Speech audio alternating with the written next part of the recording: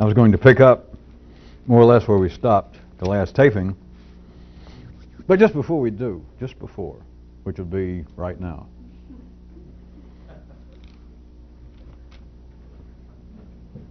I want you to hear and rethink a little bit just before I was going to reach the pickup point, that is, the last time from the last point, or the last point from the last time.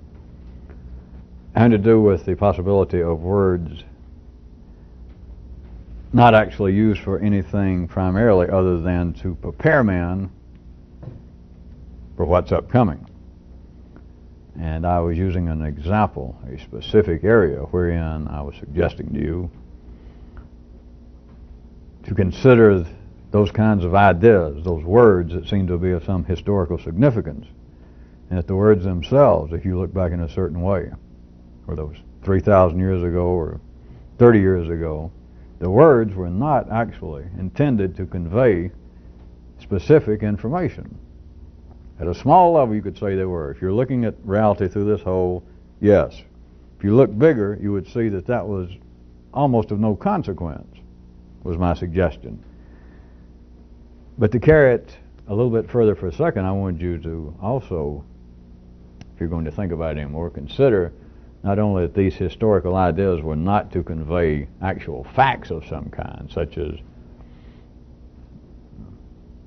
the greatest thing a man could do is love his neighbor. If you're looking at it, there's nothing wrong with that. And it is a kind of solidified myth. It is kind of a ritualistic bowing intellectually to an idea. But it was not to convey some actual information. It was not conveyance of some fact. Consider it this way. It was to prepare for the future, as I was suggesting, but look at it as being words that were intended at every time, whenever it was.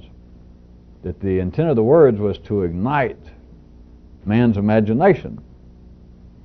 It was to stimulate the intellect to believe, to think of impossible dreams.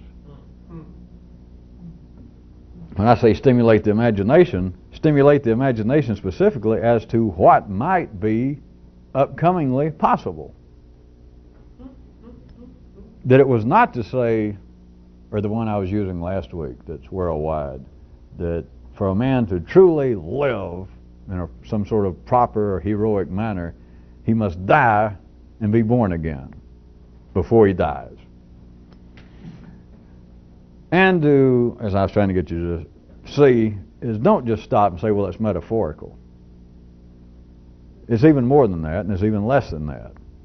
But it's not, you haven't gained anything just by saying, well, it's metaphorical. I'm hip enough, I'm sophisticated enough to know that it's metaphorical. They didn't mean that you actually killed yourself. Well, why did they put it that way? Why did life make a man put it that way? Look at it, not just that it could be for the intent to convey energy beyond the words, but look at it a little more specifically. That what it is doing, even if we went back and looked at the words and gave the words themselves some credence, the words in these historic, world-shaking, direction-changing times when something is said, the words themselves were not something that could be done right then. If we look at it as the words per se having importance. But it was to stimulate man's imagination and let him play the good Broadway Don Quixote and dream impossible dreams, although he never looked at it that way. That those who were wired up and primed to take love thy neighbor seriously, they did not look at it as, well, that's something that will happen eons from now. 4 or 5 or 20,000 generations along the genetic line of humans, somebody will be able to do that. That's not it. It strikes people when they hear it, these that seem to be of supreme importance, world-shaking. It strikes people. They don't analyze it in a way as, well, that has some sort of genetic, that has some sort of importance in the energy of life itself, in man, but it doesn't have any importance right now. Nobody, no ordinary intellect, analyzes it in that way. course, not everyone is primed to take these as being world-shaking. We're talking about the middle of life's bell curve, the middle class, the main artery in the circulatory system of life via man. Those who believe that such ideas, they're wired up and primed to take such ideas as being of great importance. But no one analyzes on the basis, this is of great importance, but not right now. That's not that hard to understand. It's not that no one's not analyzed it that way. It's just that no one's ever analyzed it that way because there's no need to. Nobody misanalyzed it, but nobody takes the words, in many cases, as your forefathers believed, the forefathers in your own genetic line, your own nervous system, your own molecular structure. They do not analyze that this has no pertinence to us now. It's impossible. When it sounds as though it has some extreme pertinence, it's always as though someone has driven some sort of poetic, if not spiritual, dagger into you then. People are not wired up to find the real future to be of any interest, much less of any importance. If it did, everybody would be scared to death because you'd know you're going to die, see? And you know you're going to die, but notice, you're not out going crazy.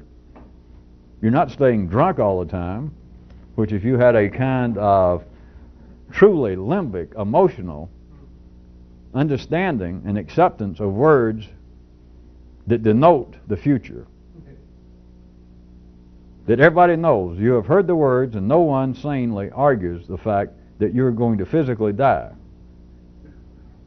But I'm suggesting were it not for a certain kind of operation of the nervous system, to take the imperfect allegories again, if we took an animal, if we took a dog, and gave the dog, if you could suddenly make him have some sort of intellect while actually not having one. But you could make the dog, through words, you'd say, you tell him about death and he's going to die. I suggest to you very strongly that the dog would do everything, probably this side of maybe killing you, to get into your liquor cabinet. He would go nuts. The stress would kill him. Humans, if there was some sort of real impact within the knowledge of the words, the intent of the words, just the knowledge of death would be enough. What could humans do? What you'd want to do, I suggest, is you'd sit around constantly on the verge of suicide until you realize what you're doing. That is, that's no way out. We'll assume that you still had some semblance of sanity. But what you'd be doing is sitting there almost wanting to kill yourself, like, I can't stand this. Well, just think about it. All the things, and what's the sense in living? Why should I not only take a bath tonight and clean up and change my underwear? Why should I bother? Why should I finish school? Why should I go back and try to get my master's degree? Why should I wash the car? Forget about it may rain tomorrow. Ha! That's what I used to worry about, that I won't wash the car, it may rain tomorrow. To hell with tomorrow, I'll never wash the car again because I'm going to die. What does that matter? But notice that does not happen. That's, I guess, qualifies as a serious sidetrack. But I was pointing out that the human nervous system in toto has no real interest, has no taste, is not wired up to deal with the future. That's what this is for. And that's what I'm trying to infer when I say that the words in a certain way, not even those that seem to be spiritual, poetic, allegorical, mythical, but of some great importance, those words are to stimulate the imagination. That is, this part of the nervous system, nothing else. But that part, and it's preparing it. Talk about love thy neighbor. The intellect cannot do it. From the intellect down, to artificially separate it, from here down, there is no other part of your nervous system that has the least interest, not any interest whatsoever, in loving your neighbor. From here down, the word compassion might as well be, it's just not there. So it's this, and it's the one that hears these world-shaking ideas, religious, philosophical, love thy neighbor. You must die and be born again to be a real human. All of those, from all religions, all philosophies, all eras, all epochs.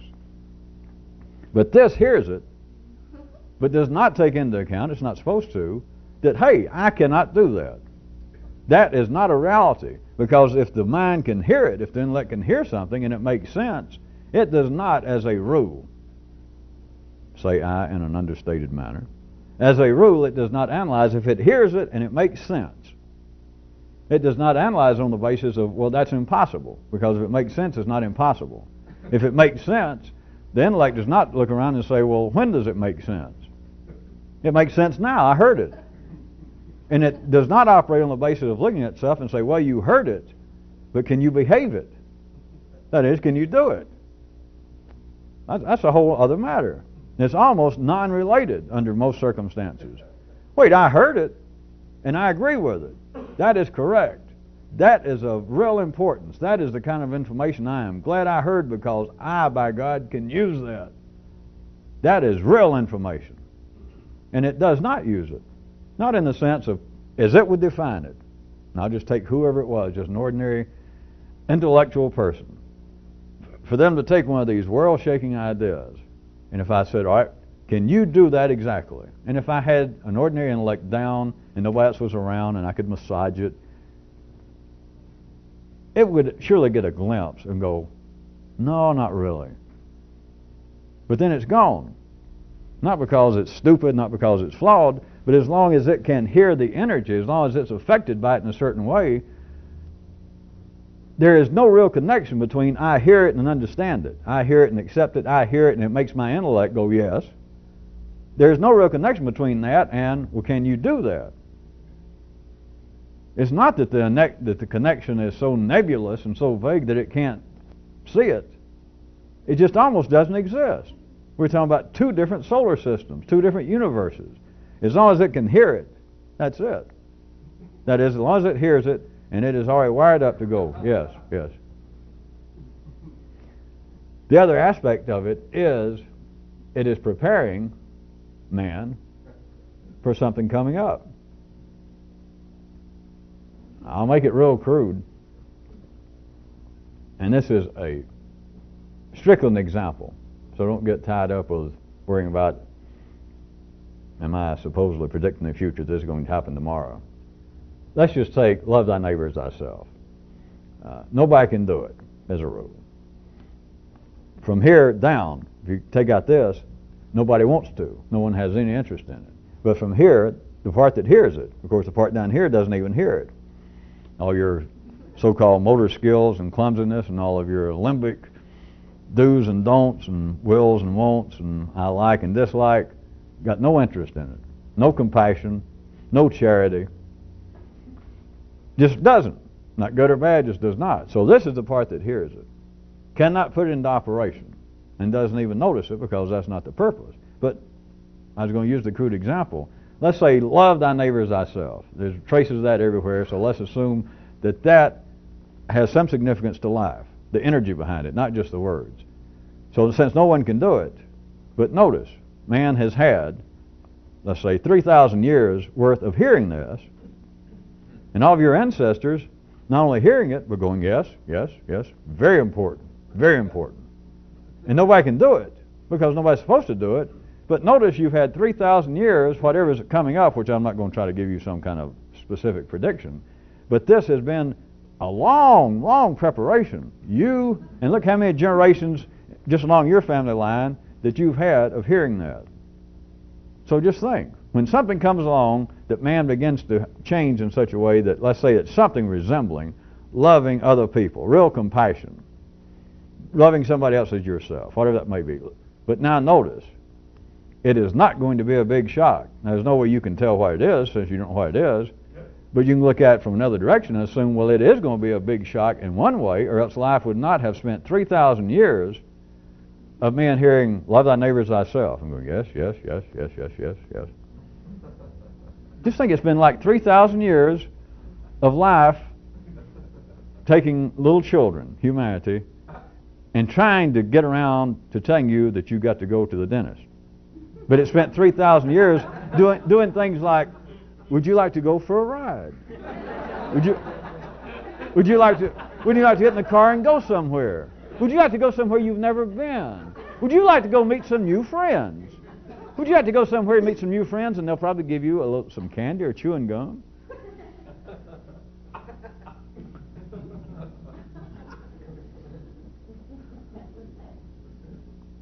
consider that all of these world-shaking ideas, spiritual, apparently spiritually based, poetically based, romantically based, philosophically based, when I say are to spur man's imagination, to make men dream the impossible dreams, although they don't realize, but that's what they're doing, to repeat such things as love thy neighbor as thyself.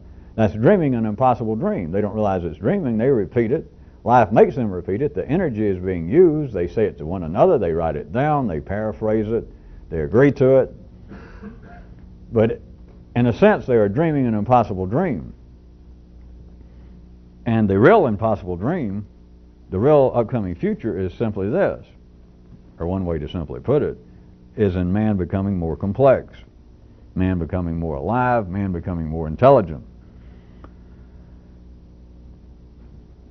All of this in relationship to his predecessors.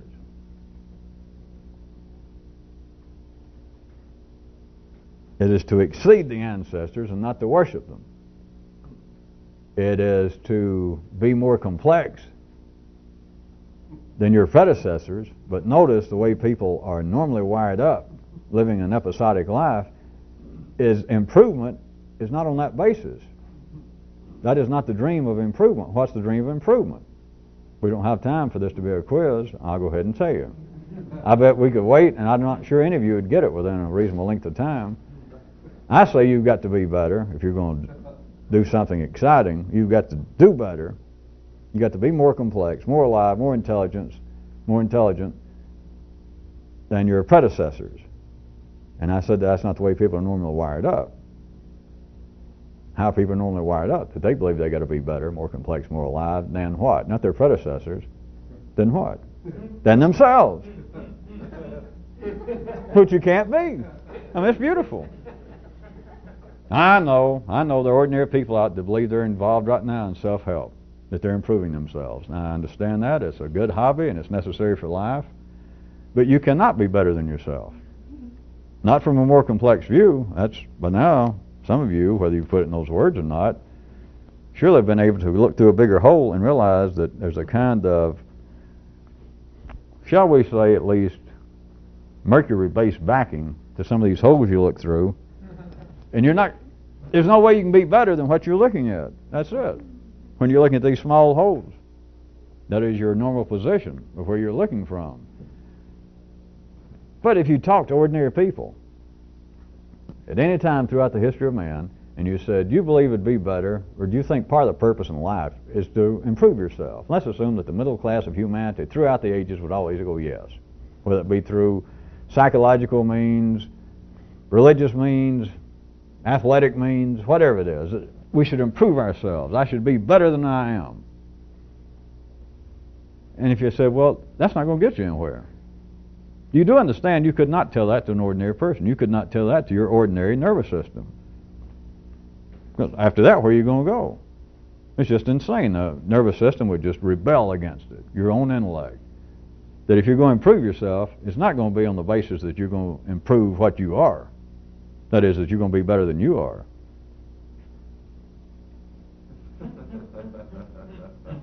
It's nothing. But you cannot improve on what you are. The improvement is on your predecessors. Nobody reacted particularly when I said it's to exceed your ancestors and not to worship them. Of course, I guess we have a paucity of followers of Shintoism in here. But that kind of idea has turned into petrified rituals of older myths, older ideas of believing that in some way you should worship your ancestors. You don't have to go out and set up shrines over the bones of your mother, father, or grandmother.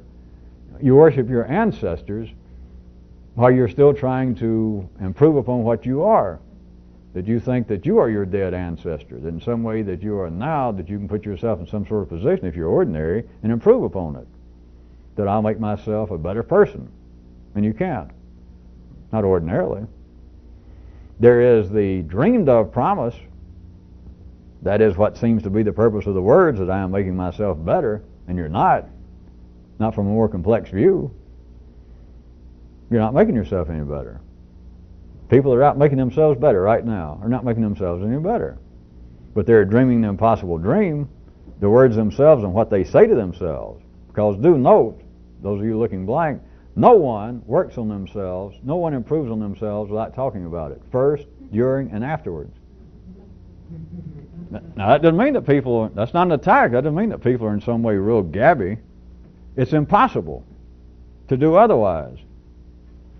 The nervous system cannot attempt to work on itself, to improve itself in any way whatsoever. I'll give you a second if you want to think of an exception.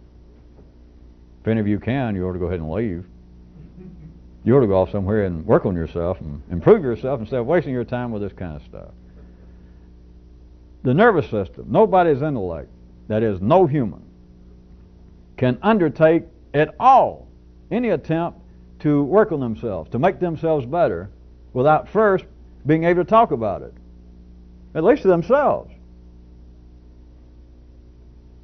Don't you people run out on me after all this time? There's no way, there's no way that you can attempt to make yourself better from any viewpoint, under any kind of guise, no matter what it is.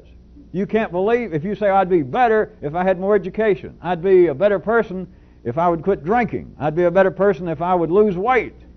I don't care what it is.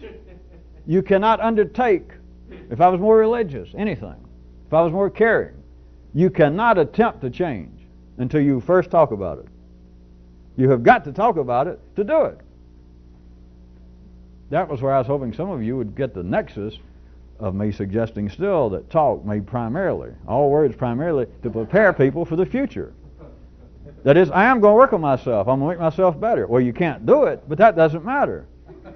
Because you're in the same kind of position. You are just a smaller version of humanity. That, well, now I can think about it, and I believe I am doing it. If I'm asked, are you a better person since you've gone back to your religion? Yes, no doubt about it. Not any doubt whatsoever. I am a better person. Perhaps not perfect, but I am better. I'm an improved version of what I was when I drifted away from the church. I am better. They're not. I mean, it's of no importance, but they're not. But they're dreaming the impossible dream. The words are saying that if you actually were doing what you're saying you're doing, which you can't do, but somebody after you will, if you could actually do that, you would be an improved version because you would be more complex. But you're not doing it. But as long as you can say that you're doing it, as long as you can say anything about it, you don't have to say that I am now the best follower of my religion. As long as you can talk about it in any way, that, well, I'm trying. That's it. We're talking about a form of, I guess, twisted succeed esteem. You're not all really succeeding that much, but your own verbal criticism, your own verbal view is that I may be the show may be a financial flop, but the critics loved it. That is, I can't do what I'm saying I'm doing, but I'm saying I'm doing it. It's a kind of critical, though fiscal, critical success while being a fiscal flop. That is, the critics love the show, is what succeed esteem is. The critics love the show. The opening night, it was nothing but kudos from everybody, but the show closed the next night. Nobody showed up the second time to buy tickets. But they still talk about, God, that was the greatest, that show was the critics are saying that. Tongues, lips. Now that's the kind of thing that happens on a wide scale to humanity, I suggest, and happens with individual people by saying, yes, I am a better person. They're not a better person, they're not more complex, they're not more intelligent, and blah, blah, blah. But as long as they can talk about it, as long as the show apparently opened one night, and that we don't even have to know, all you got to do is pick up the papers, and the critics say the show opened, and it was great. It was probably so good that it'll bomb, it probably won't open tomorrow night, and you don't even know whether it opened or not. But the critics said it did, and the critics spoke highly of it. Do you follow any of this? That is, I say that you're not improving yourself if you're ordinary. But that doesn't matter. You're critics. You picked up the paper, and it says, I am doing much better. At least I'm trying. It doesn't even, you don't know where the show actually happened. You're living in Peoria, and you pick up the New York Times, and it talks about this great opening show. That is you improving yourself. That it was great. But there's no doubt the show is too good for New York. The show is probably too good for the 20th century. It'll probably fold. In fact, we talked to the backers, we talked to the producer, and they said, yes, we're not even going to bother to open tomorrow night. But, God, what a show you people missed. That was the show of shows. All right? You don't even know. You weren't there. You don't know whether these critics could be making that up. It could be a conspiracy. They're talking about a show, and you can't go tomorrow night to see the show because they've already announced that in their article, in their review, they said that the producers admitted this is not going to go anywhere, and we're not even going to open tomorrow night. So you don't even know that such a show ever went on, but that doesn't matter. The reviews you now talk about, it's now become part of your secondary activities. I won't try to carry you any further, any of you who can't see that yet. That is the kind of thing that happens when I'm saying that even what appears to be direct instructions and information that have changed the world, that may have apparently changed you, you think, it didn't happen. It's all about the upcoming. And they can even talk about it as though this is a fait accompli and a bravado performance at that. And you don't know whether that was or not. Which is the same thing as saying, well, yes, I'm a much better person since I began to blank. No, you're not. But you can't tell it. You're not supposed to tell it. And, of course, if you got to have it this way, in a sense, you are a better person because now you're talking about it.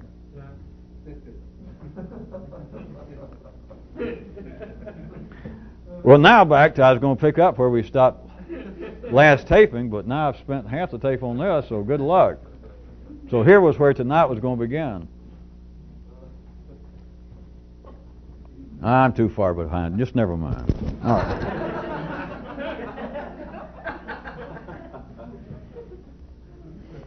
All right, more specifically where I was stopping off the pickup. This was still to try and tie some of this a little together. That I was pointing out, not only is everybody already drafted and not knowing it, that part of the job is that every generation you're supposed to be doing better than your predecessors.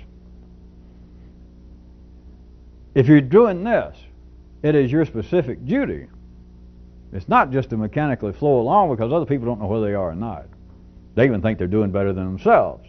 But it's just as long as life is growing and flourishing, then every generation, speaking strictly metaphorically and speaking strictly non-metaphorically, is doing better than their predecessors. But individually, if you're doing this, it is your duty, your private, your secret duty to do better than your simplistic ancestors, the gods.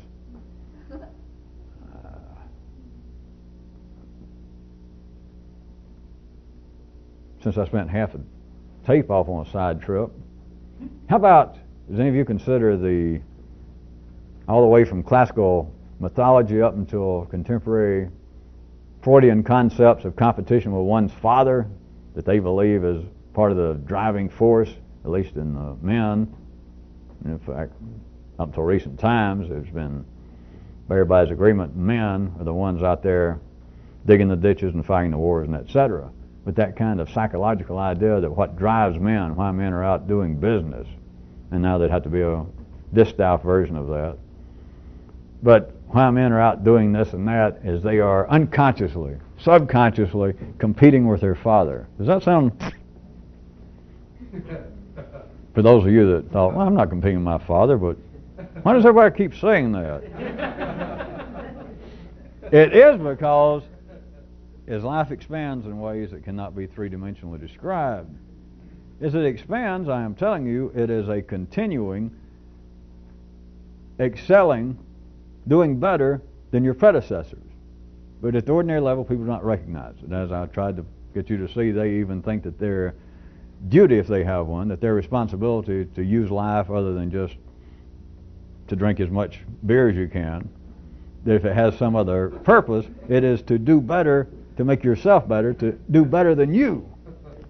What's happening is you're doing better than your predecessors. But the individual has got to see, to do this, that you're not in competition with your father, you're not in competition with your grandfather. It's not a kind of crude competition. It is a duty to do better than all of those who went before you who were more simplistic. And the reason I'm dwelling on some of this verbally over and over is people are wired up to believe just the opposite. They aspire to be like their ancestors. That is, they aspire to be like the gods.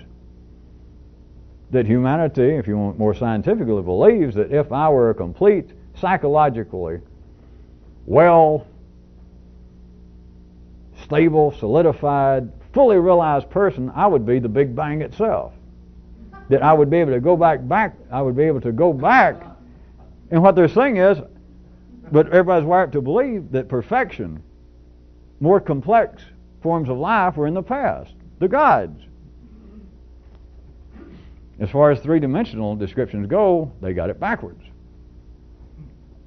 As far as individually, if you're trying to do something, there is nowhere to look backwards. There's nowhere. Nowhere to look and say, well, that's how I want to be. But notice, I'm not in competition with the world's religions. Notice everybody's nervous system that gives any such thing, any thought, which the middle of the bell curve of life gives it plenty of thought. The models, the examples, the aspirations of man are where? I've used on tape, and for you people, your left, I'm using like the line of the past and then the present and the future. That's why I keep looking. They believe that there's no doubt. It's not just a belief, but there's no doubt. If there's any example, and it's not. Because anytime you point this way, you're pointing to more simple forms of existence. Always. There's no other choice.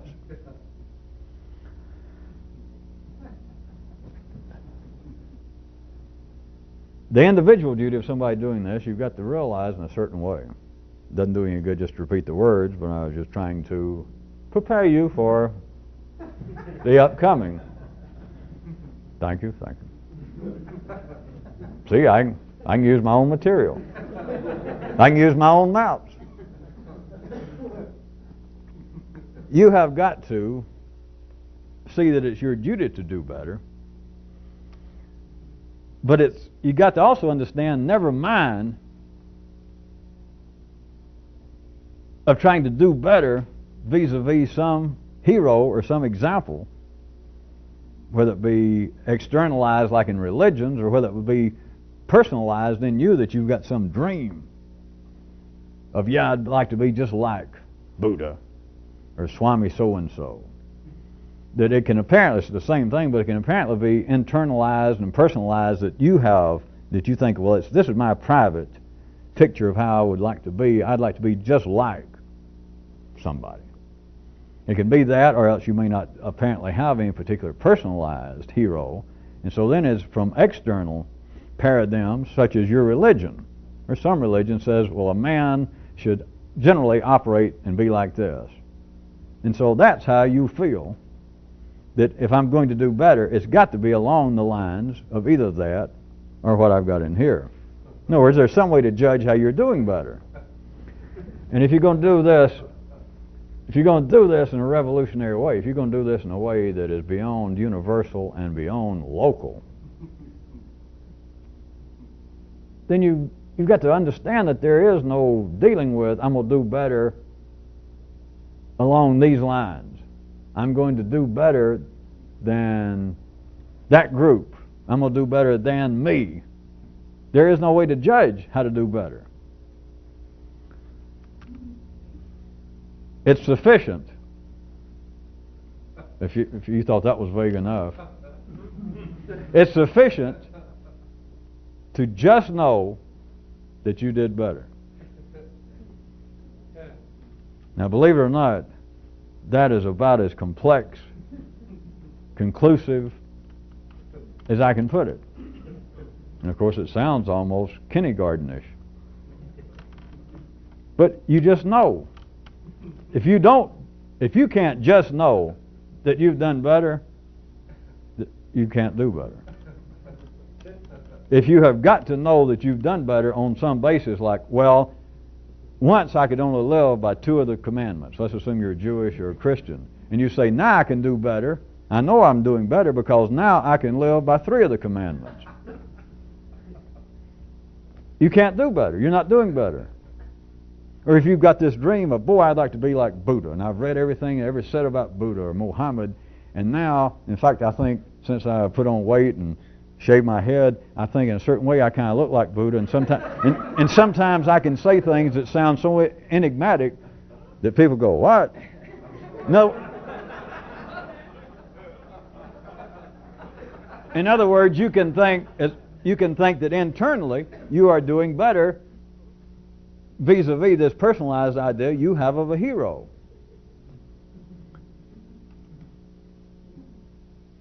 To do better in a revolutionary way, that is, to be doing your duty of becoming more complex, more alive, more intelligent than your predecessors, the guides, all simpler forms of life, which is everything that preceded you.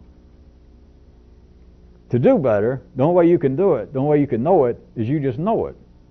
Because it is not compared to anything. It's not even compared to them. Because you're certainly doing better than them, or you're not doing better. So you don't even have to talk about that. There is no way to define it. If anybody likes this kind of pointing out again, I could point out yet another reason why this is not very popular and well known. You can't tell if you're getting anywhere. Well, that's the way it would sound to ordinary people. If ordinary people would sit still for whatever dumb reason and listen to me talk, like even tonight, for 35 minutes, and you think, wait a minute, you mean, at first this kind of interests me, some of it, but you mean it's some kind of something you try to do, but you can't even tell whether you're doing it or not? If I had to say, well, if you're going to put it to me that way, I'm going to have to tell you the truth. No, you can't. Of course, to them, they're not going to stay here anyway, but the rest of you've got to see that you just know you're doing better. And it's not some kind of crude intuition. It's not some kind of dumb metaphysical flim-flam I'm trying to pull, because there is no known position. There is no way to define it. There is no way to describe it. But you know you're doing better. Not better than you, not better than them, not better, you know. That is the only way you know, is that you just know.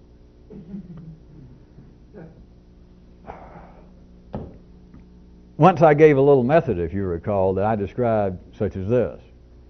That like a little tool, a little weapon you could use, that along with everything that you think and say,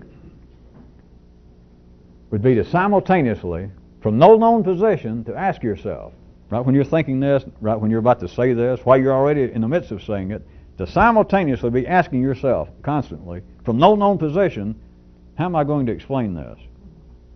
The key there, I just kind of threw that out if you recall one time, the key in my description is in the term from no known position. But notice, from no known position is a more complex position, because from any ordinary position, that gives a whole new resounding ring and meaning to insanity. Because old intelligence, ordinary intelligence, cannot say anything, cannot think about anything other than from some position. It has got to have some known position from which to operate. I don't care what it is. I don't care what it is you're going to say. That if somebody over here says, well, I was about to say yes, the person over here says, well, I was about to say no. Doesn't matter. There had to be a position for them to say anything. Or the person can say, I was just thinking along green lines. And someone over here said, well, that's funny. We're here in the same environment, receiving the same kinds of information, and I was thinking off to myself along, more purplish hues. Doesn't matter. There has to be some position from which to think about anything. Some position from which to say, to speak about anything. That is the killer, in a real positive sense, in the method I described, is to continually, simultaneously, from no known position, whatever it is that your nervous system is being driven to think and to say, let's assume that you begin to understand it's not under my control. It's not under my control a little bit. The idea of this being under control is the biggest laugh, and nobody in the world understands it. And of course, you guys know it by now, in case you've forgotten. is anytime you want to test it, is ask the Pope, super rabbi, super mother, super father, anybody, is to say, tell me what you're going to say next. Any idea that this, under ordinary conditions, is under any control? If we got ordinary people listening to this, am I going to have to stop? You want to discuss? Well, now, sometimes I guess when you get real angry, perhaps you say things you don't mean or you're out of control.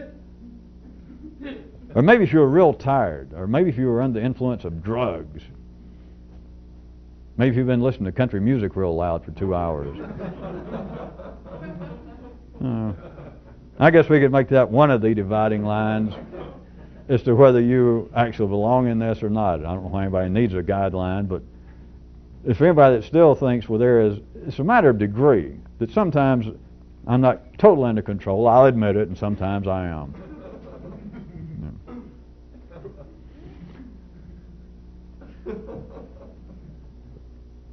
You would be simultaneously, from no known position, not worrying that I am under partial control, I'm a little out of control, or if I go ahead and say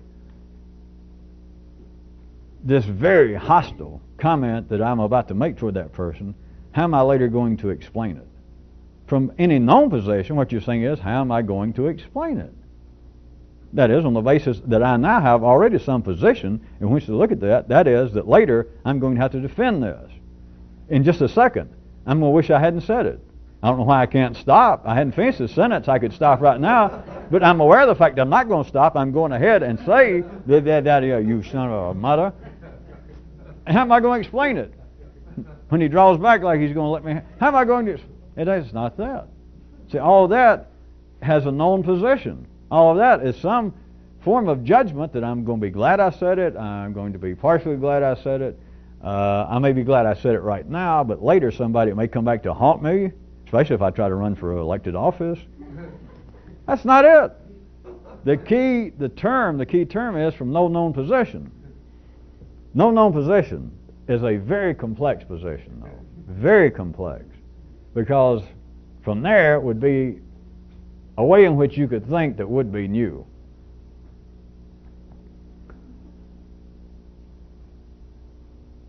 Does anybody also recall a few tapings ago, if you can tie this, I pointed out that from a certain revolutionary sense, just casually speaking, all in quotation marks and all metaphorical, I pointed out that probably one of the worst words to a revolutionary effort would be the word because.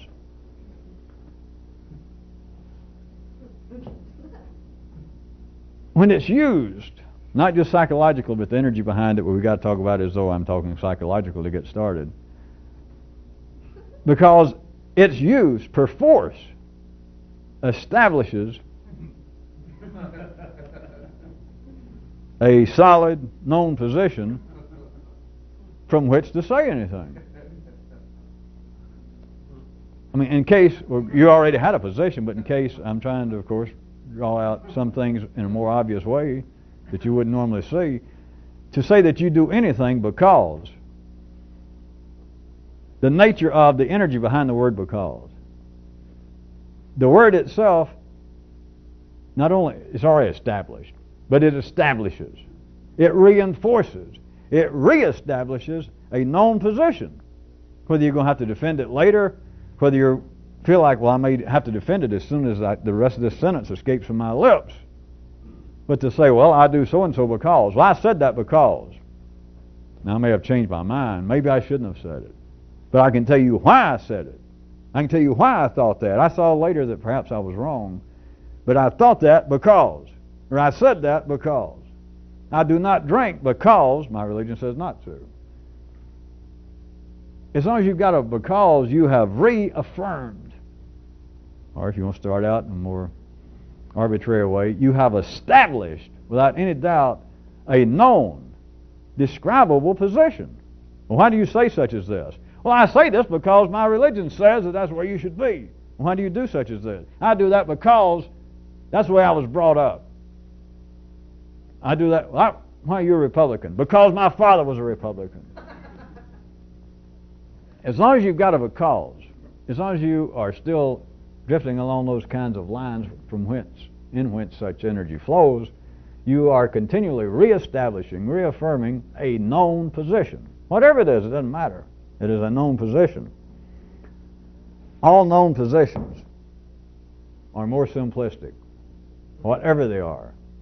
I don't care how they're made to sound, that you could be talking about that I believe such and such. I say the things I say because I am a follower of the obtuse philosophy, capital O and capital P.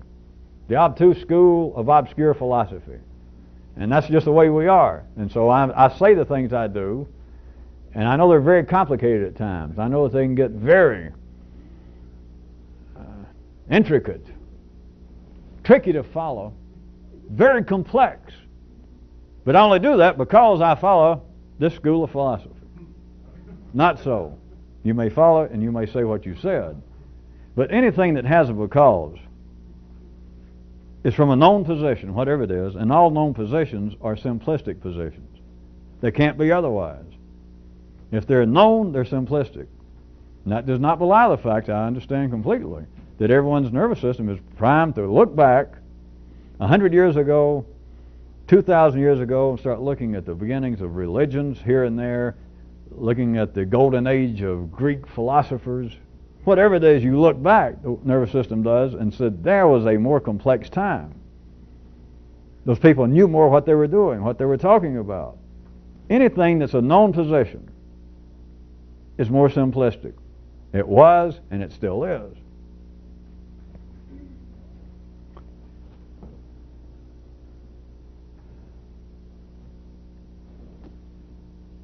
The whole notion of new intelligence requires that you have a new place from which to operate. It is not a piling on of even more information, of even more simplistic, just additional simplistic energies. You can become more educated, and you should know you're not necessarily more intelligent in some strange way. If you don't know that, again, you're not long for this. You must be just picking this up by accident on your fillings in your teeth.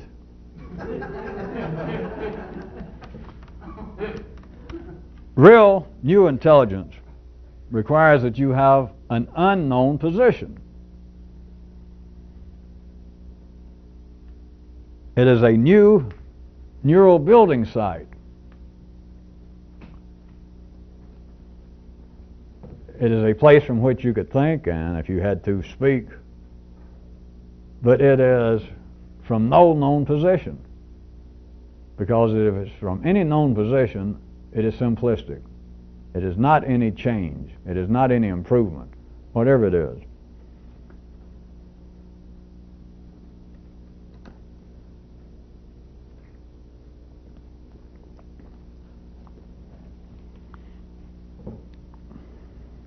How about another aside having to do with the possibility I am still presenting that the primary purpose of words may not be to instruct, may not be to inform, may not be, although looking at it from a small view, it does happen.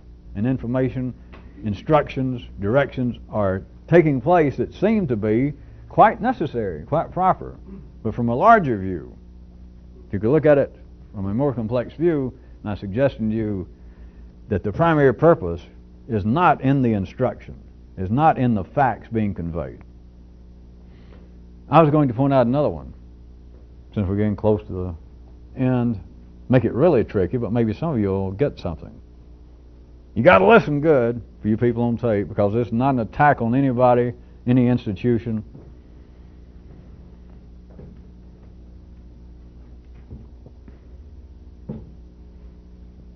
What if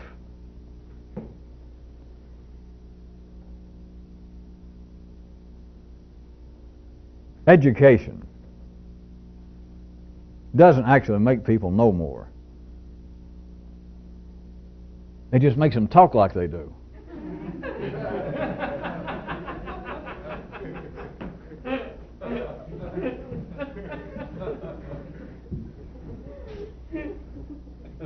Based on some of the reaction I'm getting here in public, I'm almost tempted to drop it.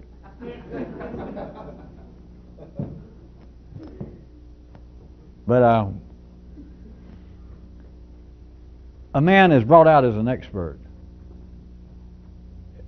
he is presented as having his PhD from a well-respected institution in the field, in the area in which he is about to speak or to make some pronouncement, to offer his opinion. Well, he makes a speech. And let's say that it is not a fraud. They say that he has his PhD. Let's say he has 2 PhDs, one in philosophy and one in theology, one from Harvard and one from Princeton. Now there you are. But now, and let's assume it's not a fraud, that he has spent whatever that would have taken, 15, 17 years in those schools. Honors in both institutions. And so what, you show up for a speech, he's brought out, and he's going to speak on the modern connection and stress between philosophy and religion.